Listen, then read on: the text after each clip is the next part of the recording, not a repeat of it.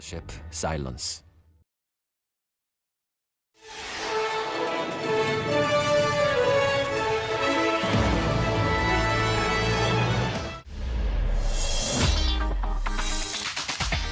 이어서 모닝와이드 3부가 방송됩니다.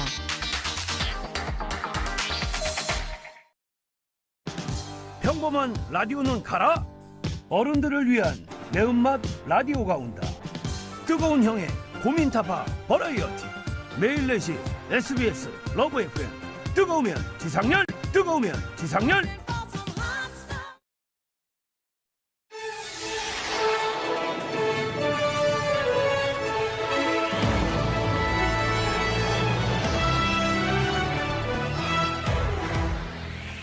안 먹어본 사람은 있어도 한 번만 먹어본 사람은 없다는 약이 있습니다. 바로 당뇨 고혈압 약인데요. 한 번 복용하기 시작하면 평생 먹어야 한다는 얘기. 과연 사실인지 친절한 모닝시에서 알아봅니다. 경북 문경에 미스터리한 동굴이 있습니다. 외부인들의 발길이 쉬이 허락하지 않은 동굴에는 1년 365일 무서운 기세로 폭포가 쏟아지는데요. 대체 이 물은 어디서 온 건지 미스터리N에서 취재했습니다. 잠시 후 뵙겠습니다.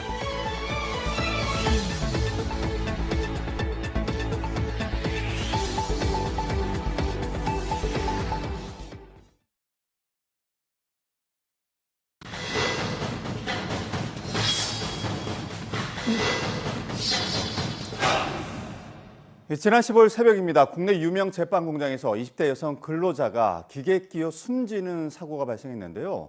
그런데 이 공장에서는 불과 일주일 전에도 비슷한 사고가 있었습니다.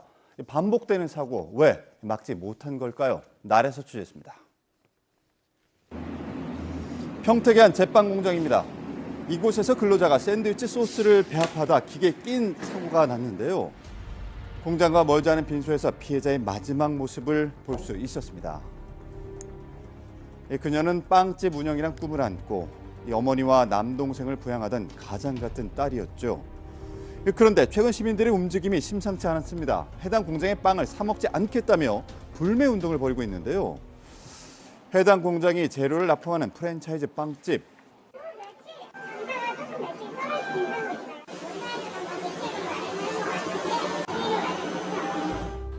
국내 최다 점유율을 가진 제빵 전문점이지만 최근 매출이 줄었다고요? 왜 그런 걸까요?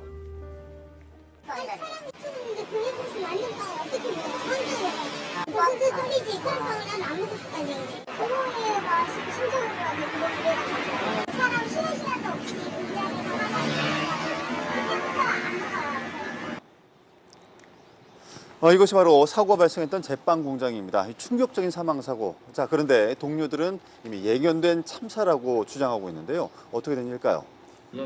같은 공장의 동료를 만날 수 있었습니다. 우리 샌드위치 빵에다가 바르는 소스, 치즈나 마요네즈 이런 걸 섞었나 보더라고요. 근데 업무 특성상 항상 그런 위험한 기계는 같이 두 명이서 한 명은 뭐 받고 이제 라카에 싸거든요, 이걸. 같은 분이 이제 기계 돌아가는 소리가 이상해서 들어왔더니 끼어 있었다. 두 명이 함께 작업을 하는 게 매뉴얼이지만 사고 당시 피해자는 홀로 작업 중이었습니다. 무거운 원료통을 들어 올려 배합기에 붙다가 참변을 당한 것으로 파악 중이라고요. 그런데 사고 직후 동료 직원들은 사고 현장 바로 옆에서 일을 해야만 했습니다. 안 됐을 땐 하루밖에 안 됐으니까 사람이 죽은 건 죽은 거고 너의 할 일은 해야 된다. 천만만 가려놓고 일을 하는 거예요. 노조 차원에서도 많이 문제 제기를 했죠. 한 일주일 전에 기간제 부분 거 잘 모르고 하다가 끼었어요. 빨리 교체를 취해서 의무실로 갔으면 상관이 없는. 거기다 대고 누가 이렇게 손으로 끼게 해놨냐고.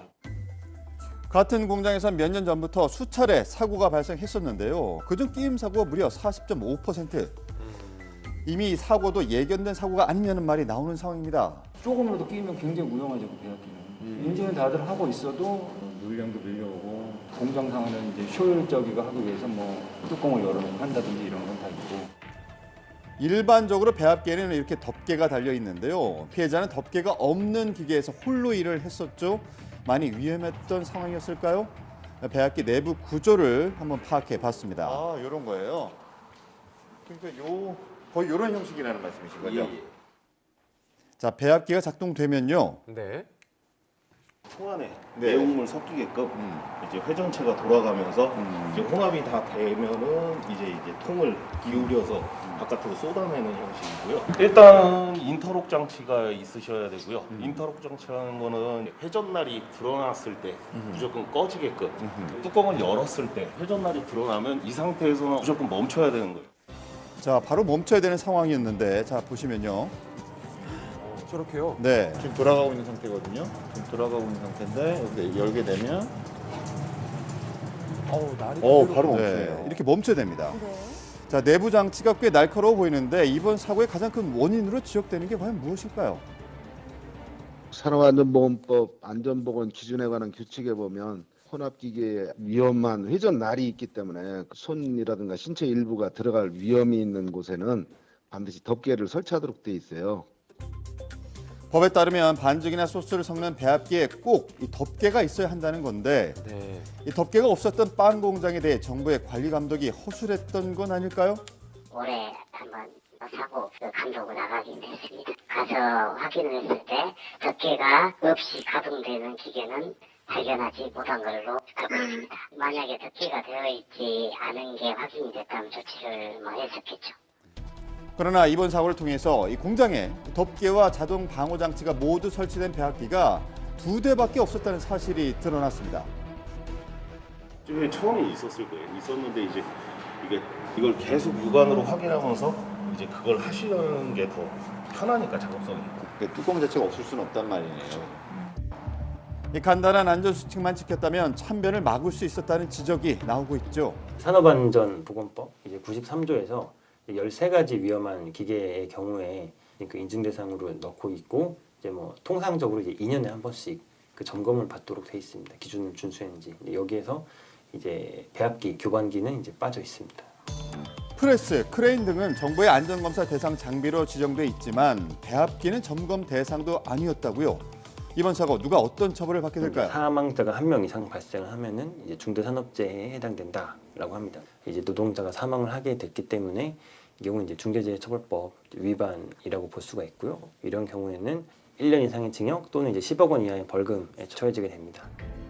정부는 사고 직후 사업장에 작업 중지 명령을 내렸고 경찰과 함께 사고 원인을 밝힌 후 중대재해처벌법 적용 여부를 검토할 계획입니다.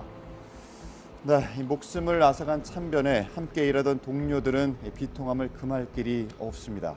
결국에는 이 사단이 나도록 만드는 게 열불이 나요. 죽은 사람은 죽은 사람이고 일할 사람은 일해라. 이게 너무 안타깝다는 거죠. 이게 안 변하면 절대로 다음엔 나라고 아니라고 누가 보장을 해요. 노동부도 좀 바뀌었으면 좋겠어요. 또다시 근로자들의 생명이 위협받는 일이 없도록 정부와 회사의 철저한 안전관리 감독이 필요하겠습니다.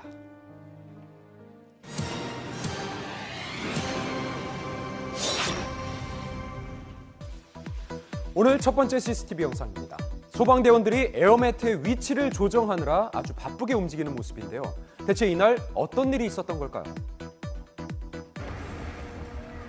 한 아파트 정문 앞.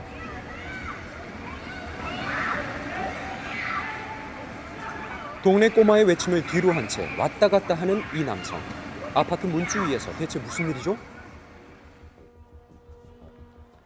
저희가 출동했을 때는 저 위에 앉아 계셨습니다. 남성이 서 있던 문주는 높이만 약 10m. 그곳에 사람이 있어서 주민들도 놀랐죠. 어떡해?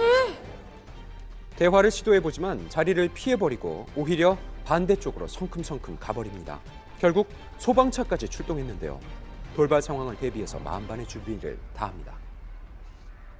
투신 시도자의 안전을 확보하기 위해서 밑에 안전매트 등 설치하고 사다리차도 배치해서 활동을 했고요. 남성이 움직일 때마다 혹여 추락할까 노심초사하면서 소방대원들도 이리저리 분주히 움직이는데요. 소리도 지르고 마치 뛰어내릴 것처럼 그런 행동을 계속 취하고 계셨어요. 경찰의 설득에도 절대 꼼짝하지 않는 이 남성. 내려올 생각이 전혀 없어 보이는데요. 그렇게 대치가 계속되다가 사다리차가 접근한 순간 경찰이 남성을 확 낚아채서 아래로 함께 떨어집니다. 정말 재빨랐죠. 순간적으로 뒷모습을 봤을 때 이때다 싶은 느낌이 들었어요. 이때 끌어당기지 못하면은 잘못된 행동을 할 수 있겠다라는 생각이 들어서 뒤에 가서 끌어안아서 안쪽으로 떨어뜨려야 되겠다. 순간의 판단으로 큰 불상사는 막았고 함께 떨어진 곳은 다행스럽게도 바닥이 막혀 있는 곳이었죠. 그런데 이 남성은 대체 어떻게 저 문주 위로 올라간 걸까? 누구나 다 올라갈 수 있는 곳인가요? 이쪽을 통해서 올라가신 걸로 파악이 됩니다. 이 화단을 통해서 생각보다 어렵지 않게 올라갈 수 있었는데요. 남성은 이곳에서 30분이 넘게 소동을 벌였습니다. 남성은 경찰에 제압된 후 별다른 저항 없이 안전하게 구조됐는데요. 알고 보니 이 남성 우리나라 사람은 아니라고요. 중국 분이라서 저희가 정확하게 내용은 파악하지 못했지만 친구와 불화가 있었던 것 같습니다. 그걸 비관하셔가지고 극단적인 선택을 하려고 하지 않았나 그렇게 파악이 됩니다. 투신 소동을 펼친 건 중국인, 게다가 불법 체류 상태였었어요. 그 당시에 난동은 부렸으되 법을 위반한 건 아니라서요. 사항에 대해서는 따로 처벌을 하진 않았습니다. 출입국 외국인 사무소로 인계된 이 남성. 그래도 큰 사고로까지 이어지지 않아 다행입니다. 옆에서 도와주었던 소방안전센터 직원분들이 없었다면 안전원 구조가 되지 않았을 거라고 생각합니다. 순간의 기지로 아찔한 참극을 막을 수 있었습니다. 대낮에 한바탕 소동이 펼쳐져 경찰이 출동했습니다. 대체 무슨 일일까요? 휠체어를 타고 이렇게 쓱 골목으로 들어오시더라고. 할아버지는 휠체어를 세운 뒤 통화를 시작하는데요. 20-30분 정도 점심을 먹고 나왔는데도 역시 그 자리에서 계속 통화를 하고 있더라고.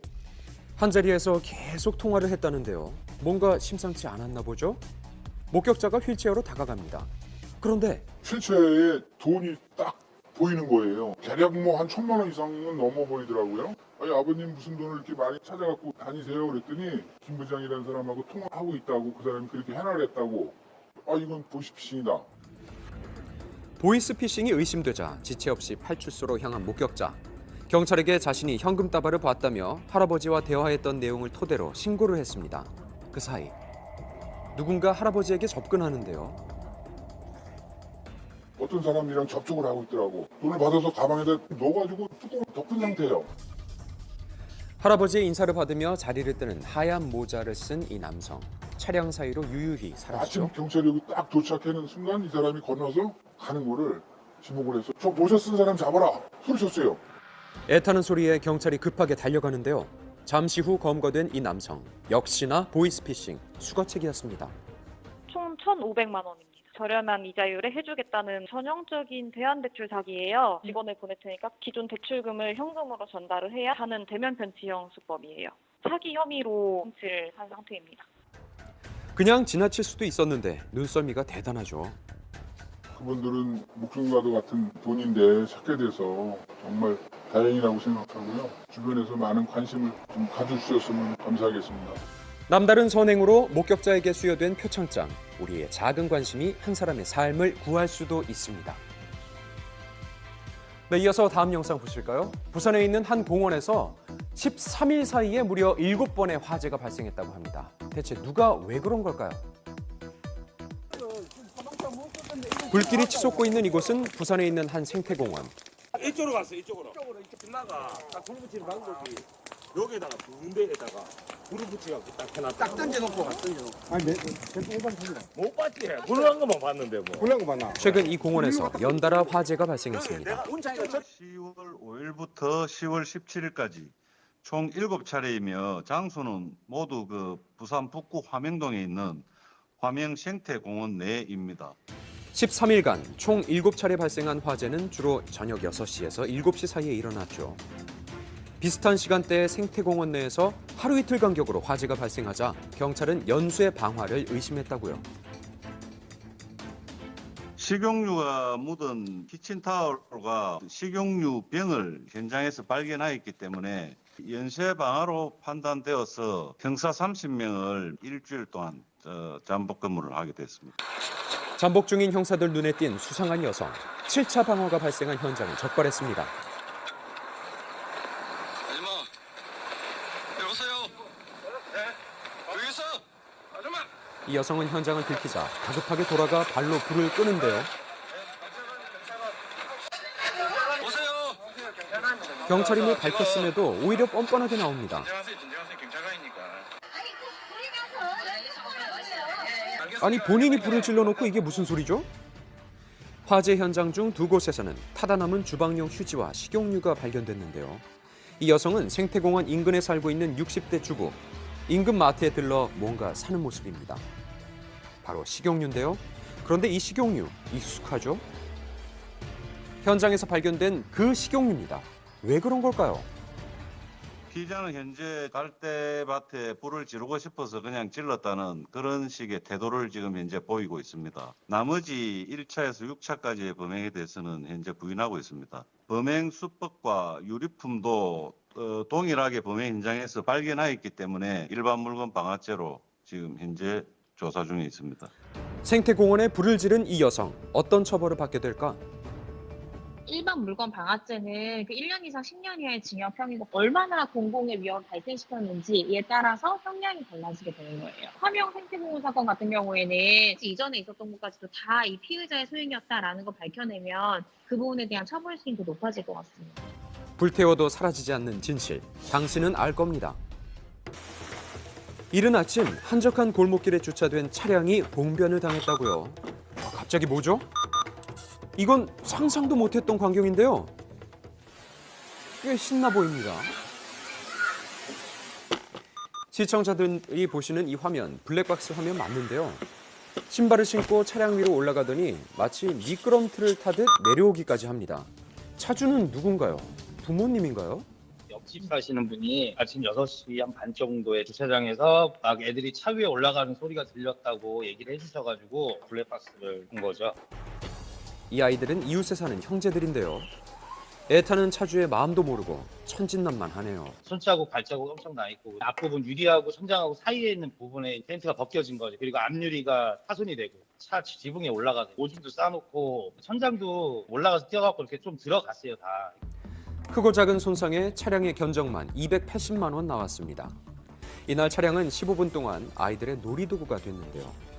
사흘 전에도 똑같은 일이 있어서 주의를 주었지만 변한 건 없었다고요. 황당했죠. 놀이터구나 대체는. 차에 올라가서 논다는 게 참 좀 어이가 없던 거죠 진짜. 피해자는 아이들의 부모를 찾아가 이야기를 했다는데요. 부모 말은 자고 있어서 몰랐다고 말씀하시더라고요. 그래가지고 세상 모르게 자고 있었다는 게 저는 이해를 못 하겠더라고요. 그거는. 이렇게 어린 아이들이 차량을 파손시키는 일이 종종 있는데요. 피해자도 가해자도 난처한 상황이 발생합니다. 어떻게 하면 좋죠? 아이는 여기에 대해서 민사적인 책임, 형사적인 책임 지지 않지만 부모는 감독자의 책임, 보호자로서 손해배상 책임이 주어집니다. 경제적 여력이 없다, 보험도 가입돼 있지 않다라고 한다면 자차 보험 처리해서 보상받고 구상하는 식으로 이루어질 수 있습니다. 피해 차주는 140만 원에 합의를 했다는데요. 이런 일 2번은 없어야겠습니다.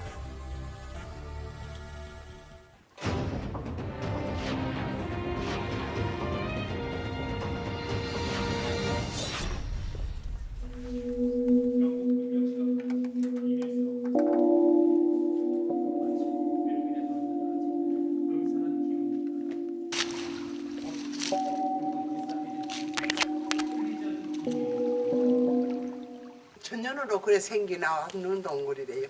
자동으로 그렇게 생기더라고. 쑥굴, 안굴로 해서. 두 개가 있어 동굴은.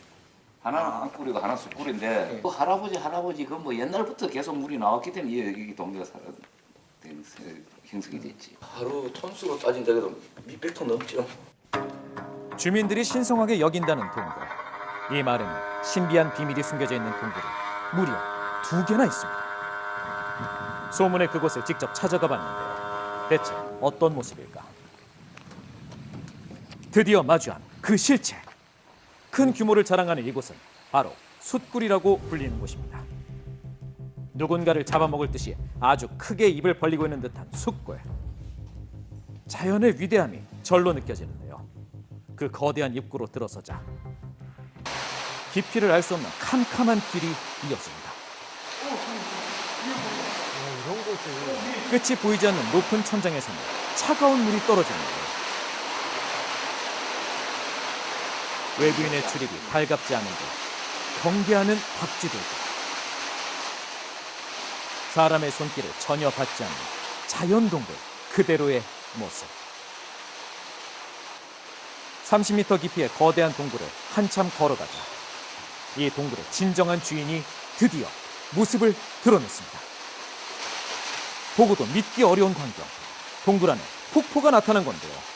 근원지를 알 수 없는 물이 동굴 틈새에서 끊임없이 쏟아집니다. 무엇보다 놀라운 건 그 물줄기가 동굴 속 폭포라고 믿기지 않을 정도로 아주 거세다는 것입니다. 1년 365일 세차게 쏟아진다는 물.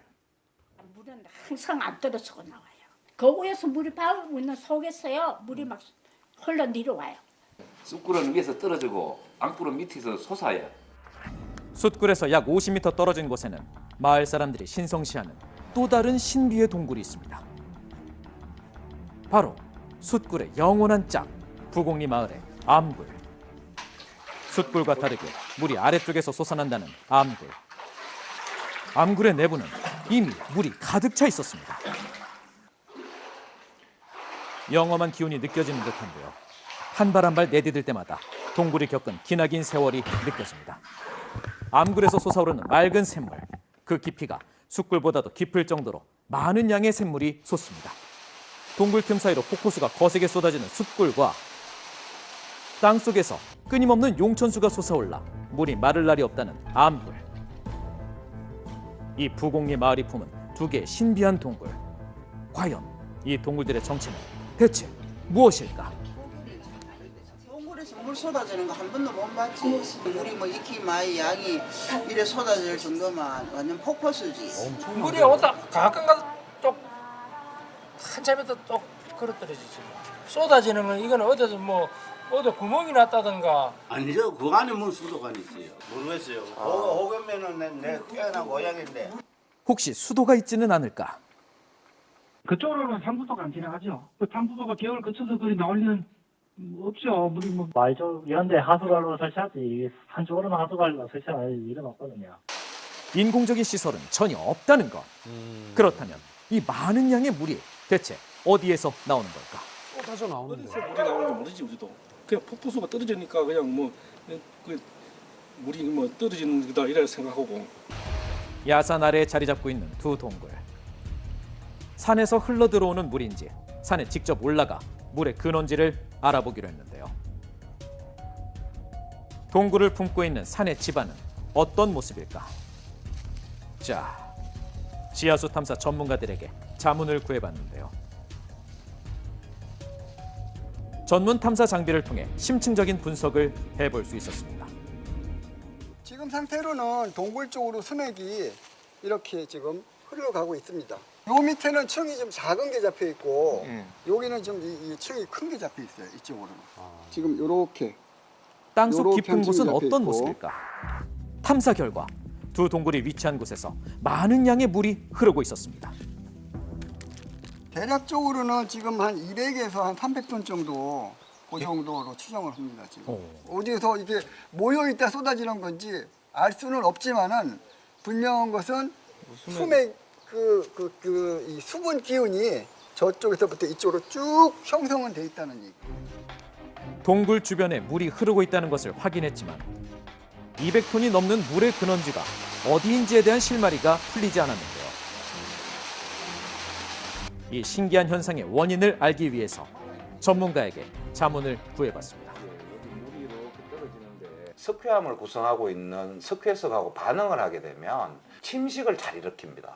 그러면은 이제 균열들을 만들게 되고요. 용천수가 솟아나는 곳은 그 용천수가 솟아나는 그 지하의 물길에서 있던 지하수가 압력이 약해지니까 위로 솟아나는 것이거든요. 땅에서 물이 솟아나는 암굴은 무려 4억 5천 년의 세월 동안 땅이 깎였고 땅속의 지하수가 솟아오르게 된 것. 석회 동굴의 경우 빗물과 지하수에 잘 녹아 동굴에 생긴 작은 틈 사이로 물이 용출되는데요. 암굴의 경우도 동일한 원리로 물이 끊임없이 샘솟을 수 있는 것입니다. 그 지하에서 지하수가 일정하게 흐르다가 이제 동굴 안에서의 지형적으로 단층이나 단열에 의해서 수직 절벽을 만나게 되면 그 물이 이제 바깥으로 떨어져 나오는 것이고요. 석회암 동굴의 규모는 상당히 큰 편에 속하고요. 그리고 물량도 많은 편에 속합니다. 이 정도면. 이게 문경 쪽에서는 이게 흔한 건 아닙니다. 왜냐하면 문경 자체가 석회암뿐만이 아니고 그 옆에 다양한 지질이 나오거든요. 동굴 속 물의 비밀은 또 있었습니다. 오랫동안 동굴을 연구한 전문가로부터 그 답을 들었는데요. 물이 들어오고 있는 근원지가 가까운 곳에 있다고요? 현재는 지하수인데 상부로 좀 올라가면은 한 7, 8m 상부에 불봉산 습지가 있어요. 실제로 두 동굴과 아주 가까운 곳에는 항상 물이 고여 있다는 대단한 규모의 돌리네 습지가 형성돼 있는데요. 그 습지에 가보면은 20, 30m 되는 돌리네가 7개에서 한 10개 정도가 있어요. 거기에 물이 고여 있어요. 수천 년, 수만 년 이렇게 형성되고 하다 보니까 물이 지하수로 침출돼서 이쪽 동굴로 지금 나오고 있는 그런 환경이라고 판단이 됩니다. 전문가에 의하면 돌리네 습지에서 흘러오는 물과 땅속에서 흐르는 지하수가 합쳐져 동굴 속 폭포를 만들었다고 합니다. 신기하네요. 네, 많은 양의 물이 가득 차 있는 돌리네 습지. 여기에 모여있던 물이 동굴 속에 있는 폭포까지 흘러가고 또 땅속의 또 다른 지하수와 만나 거센 물줄기를 이룰 수 있다고 합니다. 습지 물이기도 하고 또 주변 상부 산지에서 침출수들이 또 흘러나와서 침출수들을 합쳐서서 같이 이렇게 나오는 거예요. 이게 진짜 아주 우리나라에서 아주 굉장히 특수한 그런 동굴 환경이에요. 오로지 자연의 힘으로 만들어진 부곡리 마을의 암굴과 숫굴. 물이 귀한 옛날에는 주민들의 생명수가 되기도 했습니다. 신비한 비밀을 품고 수백 년 동안 한자리를 지키는 두 동굴의 영원함을 기원하며 지금까지 미스터리 M이었습니다. 뜨겁게 달군 핫한 이슈를 추적한다. 이슈의 모든 것 모닝 이슈. 첫 번째 이슈입니다. 세상에 맛 좋은 음식들, 그 앞에 붙는 완벽한 수식어, 마약. 그런데 이 단어를 더 이상 음식 앞에 사용할 수 없을 수도 있습니다. 마약이란 단어를 음식 앞에 쓰지 말자는 법이 발의됐기 때문인데요. 마약이 좀 심하긴 하지만 시장에서 쓰는 단어를 좀 민감하게 받아들이지 않나라고 생각해서 마약하면은 맛있는 음식이겠거니 그냥 그 정도밖에 생각이 안 들어서 서울의 한 시장으로 가봤습니다. 이곳은 마약 김밥 간판이 가득하네요. 한 분이 이렇게 마약 같은 맨날 먹어야 된다는 그런 뜻에서 그렇게 말씀을 하셔갖고 그게 유명해져갖고 중독성의 표현으로는 완벽한 단어지만 하나의 문제가 있었다는데요. 유치원생들한테서 설명하기가 좀 그렇더라고요. 마약김밥 맛있다 이러면 마약이 맛있다는 소리를 잘못 알 수 있잖아. 그래서 그 얘기를 해요. 마약은 나쁜 건데 이렇게 뭐 이렇게 설명을 하게 되더라고 애들한테는. 마약과 음식, 아이들에겐 위험한 두 조합이었다는 건데요. 19세 이하 어린 나이에 마약류 범죄가 발생하는 상황에서 이 법안 과연 효과가 있을까요? 지금 현재 마약의 문제점을 알고 있는 성인에게는 큰 영향이 없을지도 모릅니다. 그렇지만 가치관이 정립되지 않는 어린이나 청소년이 미래의 성인이 되었을 때 그 효과는 굉장히 크다. 이렇게 생각이 듭니다. 그렇다면 상인들에겐 별다른 문제가 없을까요? 그렇게 이름을 바꾸라 그러면은 간판을 다시 만들어야 되고 비용이 만만치 않을걸요. 번거롭고 또 돈이 들어가야 되잖아요. 간판을 싹 다 바꾼다 하면 그렇게까지 뭐. 지금껏 문제없이 음식점을 운영하다가 피해를 입을 수도 있는 상황. 전국적으로 마약 상호를 상호용하는 음식점은 약 200여 개입니다. 식약처 측은 입법이 된 후에 신중히 개정을 검토할 예정이라고 하는데요. 마약과의 전쟁이 음식까지 번진 지금 우리 모두의 관심이 필요한 때입니다. 두 번째 이슈입니다. 볕 좋은 오후의 바다입니다. 지금 아이스 아이스 아메리카노 4잔 주문 주셔가지고 특별할 것 없어 보이는데요. 산을 넘어서 가는 건 들었는데 바다를 넘어가는 거잖아요. 그거는 그런데 잠깐, 이게 무슨 소리죠? 바다를 넘어간다고요?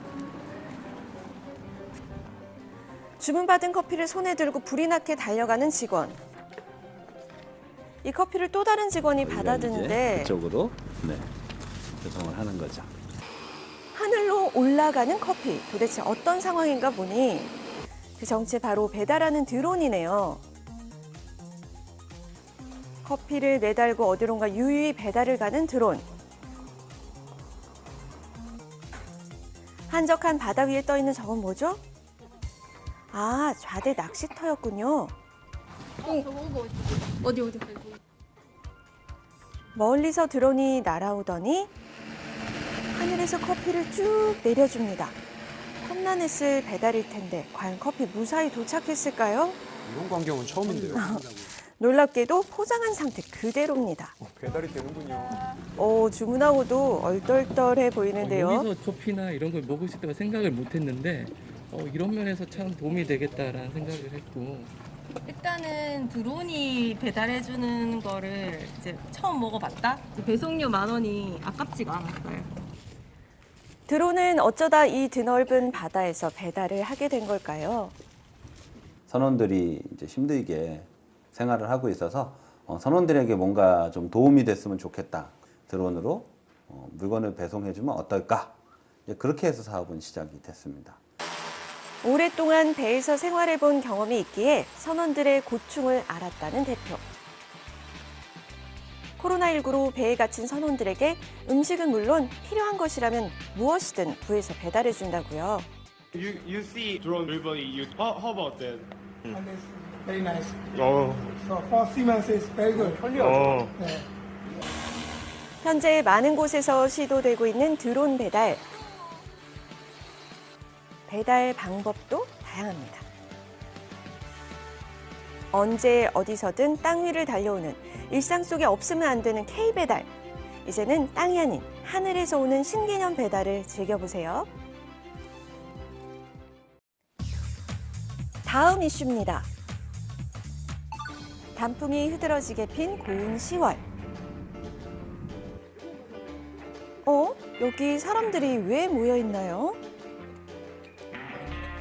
이리 보고 저리 봐도 그저 평범한 등산객 같은데요. 정말 여기 당첨되기 힘듭니다. 로또 비슷합니다. 뭔데요? 하루에 40명 이하로 갈 수 있는 걸로 알고 있습니다. 네. 아, 이거 오늘 가는 사람한테만 준 거예요? 그렇죠. 어딜 가시길래 선택된 사람들만 간다는 걸까? 이 사람들 한번 쫓아가 보겠습니다. 그림 같은 가을. 이곳은 바로 대한민국 3대 계곡으로 꼽히는 지리산의 칠선 계곡입니다. 7선녀가 내려와서 목욕을 했다는 아름다운 소와 폭포가 있어 칠선 계곡이라고 불리게 됐습니다. 특별보호구역에 들어서면은 이제 칠선 계곡, 대륙폭포, 삼층폭포, 마폭포 이렇게 다양한 폭포들이 있고 이제 천왕봉까지 이렇게 올라가는 코스로 되겠습니다. 잔잔히 흐르는 칠선 계곡의 자락을 따라 올라가면 우렁차게 쏟아지는 시원한 칠선 폭포를 만날 수 있는데요. 많은 사람들이 다니지 않은 곳이라서 그런지 보존도 잘 돼 있고 지금 좋은 추억이 되고 있습니다. 아름다운 풍경 속에서 김밥 한 줄 먹는 것도 추억이라고요. 너무 좋죠. 부지런히 걷다 보면 단풍 보세요. 칠선 폭포와는 조금 다른 또 대륙 폭포가 이제 나타납니다. 특히 하늘도 맑고 오랜만에 산에 가다 보니까 상당히 기분이 아주 좋아요. 맑은 계곡물 덕분인지 마음까지 투명해지는 것 같은데요. 색이 너무 예뻐요. 특별보호구역으로 지정되어서 출입을 통제하고 있고 1년 중에 5월, 6월 그리고 9월, 10월 이렇게 4개월 동안만 칠선계곡 탐방 예약 가이드제를 운영하고 있습니다. 칠선 폭포를 지나 천왕봉까지 올라가는 코스인 칠선 계곡 탐방로. 국립공원 사이트에서 하루에 단 40명만이 예약이 가능합니다. 이번 가을 비밀의 계곡이 아니더라도 단풍을 즐겨보는 건 어떨까요? 네, 가을이 깊어가면서 단풍색도 보신 것처럼 점점 짙어가고 있습니다. 북한산에 첫 단풍이 들었고요. 오대산과 덕유산은 절정에 이르면서 아주 아름다운 자태를 뽐내고 있다고 합니다. 네, 당분간 맑은 날씨가 이어지는 만큼 가을을 만끽하기 좋은데요. 네. 하지만 대기가 많이 건조하기 때문에 나들이 가실 때는 산불 예방 각별히 신경 쓰시는 게 좋겠습니다.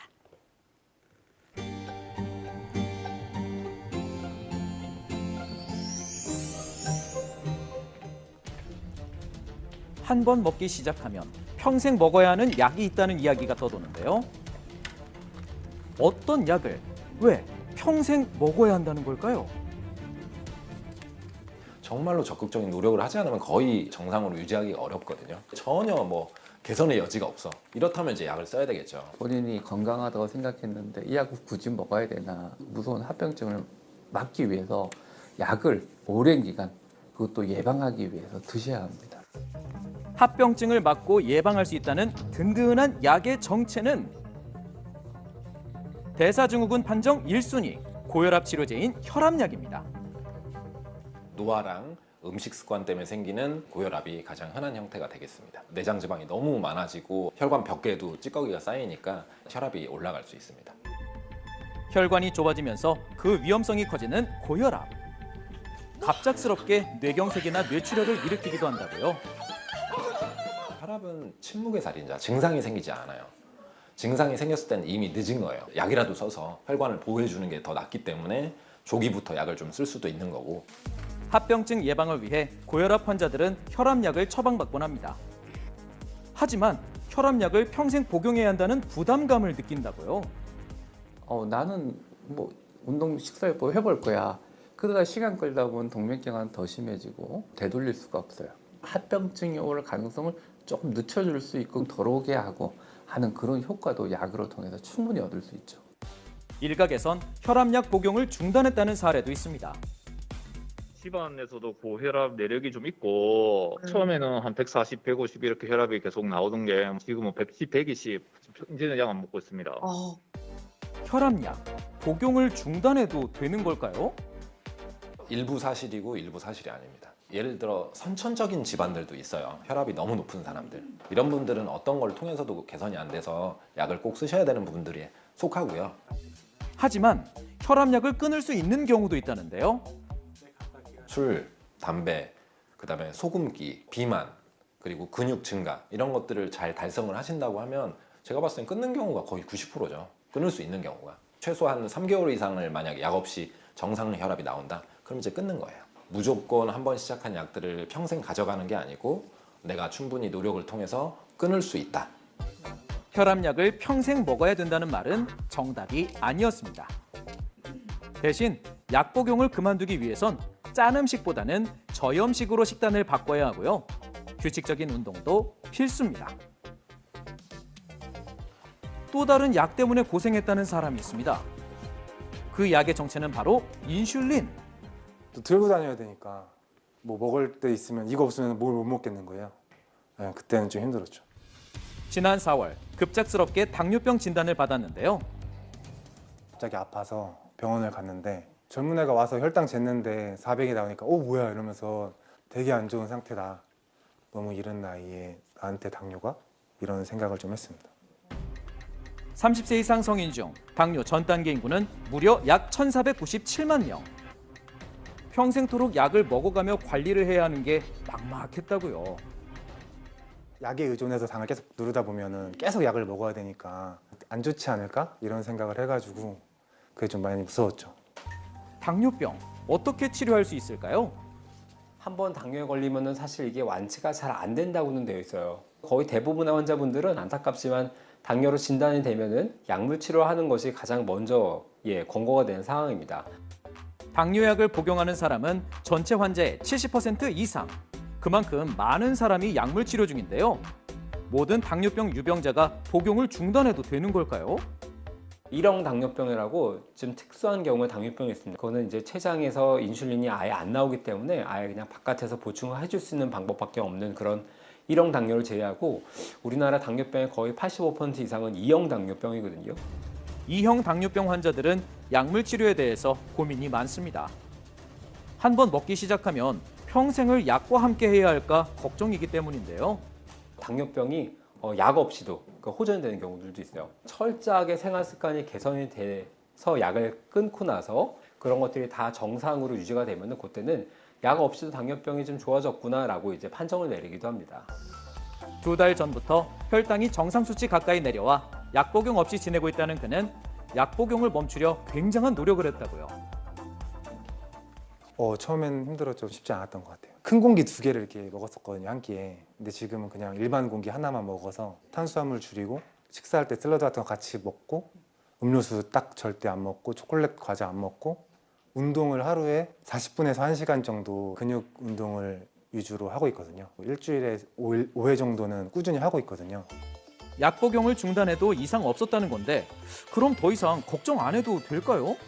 약 없이 내가 당뇨병 치료했다 이걸로 끝나는 게 절대 아닙니다. 약이 없을지언정 그렇기 때문에 주기적으로 혈당 검사를 꼭 하시고 뭔가 검사를 해보시는 것은 반드시 하셔야 될 일입니다. 무서운 합병증을 가져오는 대사증후군, 약 없이 치료할 수 있나요? 만성질환은 내가 노력여에 따라서 충분히 끊을 수 있습니다. 근데 그런 노력 안 하고 약을 끊을 수 있는 분은 확률은 제로에 가까워요. 그런 분. 약물요법 그 전체 치료하는 거에 거의 3분의 1 정도를 차지하고 굉장히 중요하지만 다른 말로는 그게 다가 아니라는 거죠. 그다음 나머지 3분의 1은 생활습관 조절, 특히나 체중 조절, 그다음에 나머지 3분의 1은 이제 식사 조절 하는 것을 권장을 합니다. 어떤 강도로 얼마나 운동을 하는 것이 좋을까요? 저희가 생각하는 운동의 가장 최소 그 시간은 일주일에 150분입니다. 네, 150분이면은 하루에 뭐 20분 정도 약간 땀이 날 정도 매일 꾸준하게 하시는 것을 권장하고요. 7,000보 정도 걸으시고 하루에 한 10계단 정도 오르는 거 그렇게 그냥 생활에서 할 수 있는 운동들을 지금 찾아서 하시는 게 도움 많이 될 것 같습니다. 또 식습관 개선이 대사증후군 치료에 도움이 된다고요. 평소 관리 잘해야 되겠네요. 그다음에 식사 같은 경우에는 드시지 말라는 거 아닙니다. 규칙적으로 식사를 3끼를 딱 하시라는 거를 권장을 드리고 하지만 저녁에는 식이섬유가 풍부한 야채 위주, 지방기가 적은 단백질 위주의 어떤 식단을 탄수화물 조금 제하시고요. 일찍 식사하시고 빨리 주무시면요. 그게 가장 좋은 어떤 식사 방법이 되지 않을까 생각됩니다. 상황에 따라선 약물 치료도 도움되지만 한 번 먹기 시작했다고 평생 먹어야 하는 족쇄는 아닙니다.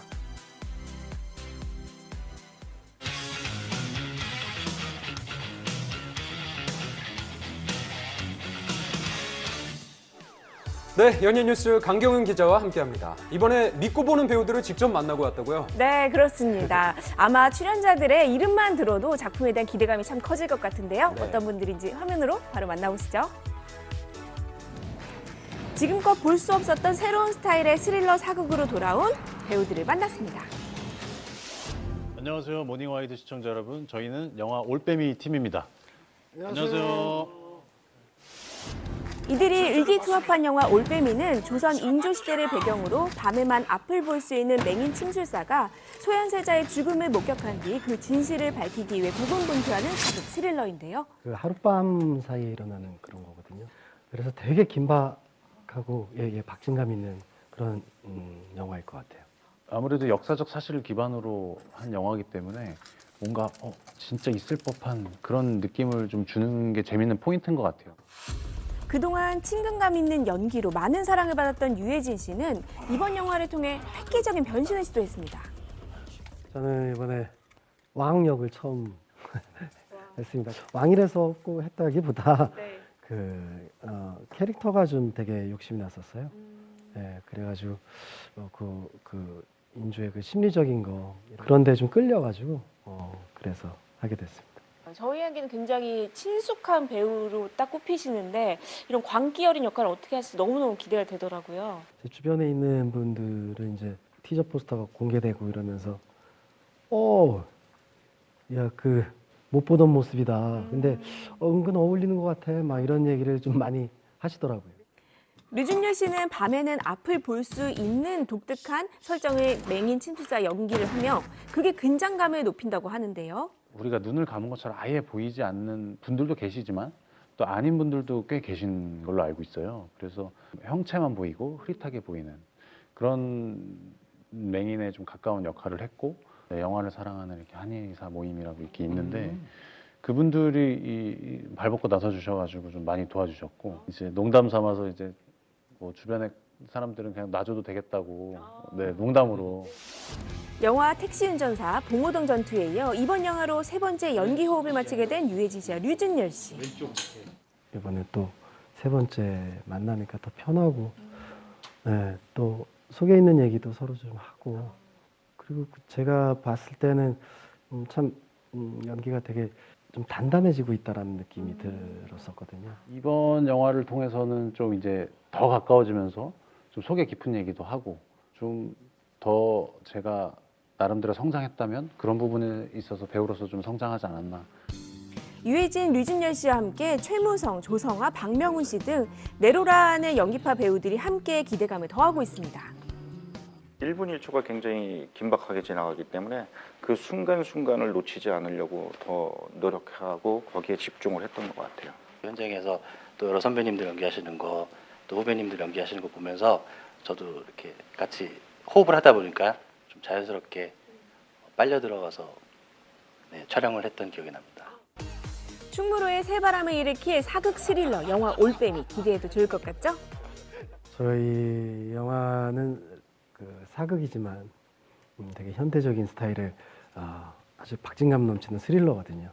역사에서 있었던 일은 아니지만 굉장히 있을 법한 그런 이야기를 가지고 몰입감 있게 하룻밤에 벌어지는 일을 여러분들에게 전하고 있습니다.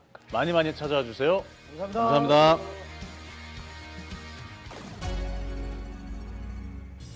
지난 주말 미국 LA에서 열린 대규모 콘서트에 출연진이 대거 불참하는 노쇼 사태가 벌어졌습니다. 이곳에서는 이틀간 15팀의 K-팝 스타들이 공연을 펼칠 예정이었는데요. 하지만 이 중 절반에 가까운 7팀이 무대에 오르지 못했습니다. 이번 공연을 주최한 한국 엔터테인먼트 업체는 이번 일에 대해 예측하지 못한 비자 문제라고 입장을 밝혔지만 이 사실을 공연 당일에 통보해 논란은 가중됐습니다. 태연, 몬스타엑스 등 참가 예정이었던 아티스트들의 소속사 측은 비자 신청은 주최 측에 진행했으며 자신들도 공연이 임박해서야 불승인된 사실을 통보했다고 캠프 전했는데요. 글로벌 측의 실책이라 생각되고요. 지금 정확히 밝히고 있지는 않지만 제반 사항이 확실히 준비되지 않은 상태에서 눈앞에 수익만 보고 무리하게 공연을 추진하다가 최악의 상황으로 치달은 게 아닐까 하는 생각입니다. 이에 따라 주최 측은 둘째 날 공연에 오를 두 팀을 첫날 공연에 투입해 공연을 메꾸기도 했으며 당초 8만 명 관객을 예상했던 공연장은 다소 썰렁한 모습을 보이기도 했습니다. 또한 주최 측은 첫날 공연 티켓은 전액 환불이 가능하나 일권 티켓은 절반만 환불한다고 공지했는데요. 현지 팬들은 물론 일부러 LA를 찾은 타국 팬들은 온라인을 통해 불만을 쏟아냈습니다. 이번 논란에 빌보드는 나섰는데요. 이번 공연은 미국 역사상 가장 큰 K-팝 행사가 될 것으로 예측했지만 모든 계획이 급속도로 변경됐다고 지적했습니다. K-팝 씬이 커져감에 따라서 해당 콘텐츠를 사업 아이템으로 삼는 이들이 점점 늘어나고 있는데요. 이처럼 일단 던져놓고 안 되면 말고 식의 행태는 좀 근절되어야지 않나 싶습니다. 팬덤 기반의 문화인 만큼 팬들을 존중하는 유관자들의 애티튜드가 더욱 중요해지는 시점이 아닌가라는 좀 생각을 해보게 됩니다. 전 세계 팬들의 기대 속에 세계 곳곳에서 열리는 K-팝 공연. K-팝에 대한 신뢰 문제로까지 이어질 수 있는 만큼 확실한 기획은 물론 그에 맞는 대처가 필요해 보입니다. 어제 서울에 첫 얼음이 얼었습니다. 예년보다 보름 정도 빠른 건데요. 오늘 아침도 춥겠습니다. 서울의 아침 기온은 7도로 시작하고요. 여기에 찬바람까지 불어서 체감 기온은 그보다 더 낮을 걸로 보입니다. 네, 낮에는 온화한 서풍이 불면서 기온이 오를 것으로 보입니다. 너무 두터운 외투 하나보다는 얇은 옷 여러 겹 같이 입으시면 좋을 것 같은데요. 일교차가 10도 이상 벌어지는 만큼 건강 관리도 유의하시기 바랍니다. 즐거운 하루 보내시고요. 저희는 내일 아침에 다시 인사드리겠습니다. 고맙습니다.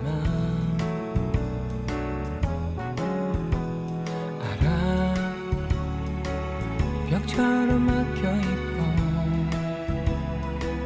깜깜해 보일까